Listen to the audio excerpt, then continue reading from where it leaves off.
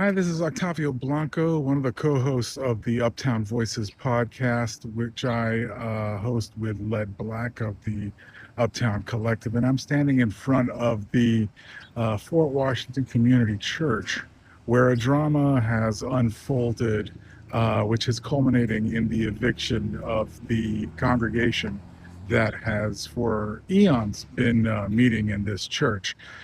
The church says that it had given the congregation 2 years to come up with a plan to be self-sustaining, but the congregation says that the church was never negotiating in good faith, and that any plan that they brought was rejected.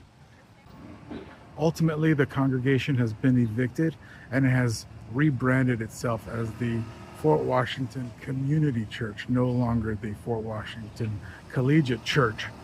Um, Now, for those who might be thinking that this is strictly a church issue, it really isn't, because come November, the last tenant of this church, which is the Fort Tryon Synagogue congregation, will be leaving, and that will leave this church to be empty. And we don't know yet what the plans are for this lot. The church owns the air rights, so it could be the construction of housing, or it could be just left abandoned to rot. Unfortunately, we do not know what the plans are. The church has not responded to Uptown Voices phone calls, phone messages, or emails. The only thing that they have is some information posted on their website, which basically says that the congregation was given 2 years to come up with a plan to be self-sustaining, and they weren't able to do that. Check out a clip of this week's episode, which is available on YouTube and also on Apple Podcasts, Spotify, and anywhere else you listen to your podcasts.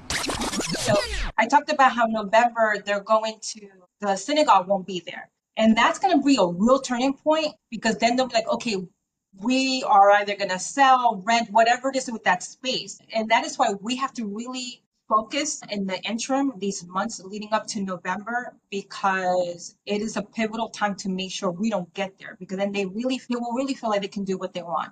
And then we will have a situation where you have the Coliseum on one end, and then this like vacant lot or just unattended space on the other end of 181st Street. And we can't send a message out there to the powers that be that that's okay with Washington Heights. It's not okay. You can't just come in and say, oh, it doesn't matter, because these people that are doing that, they're not the ones who have to live here, see it, walk by it, or feel the loss of what that used to be.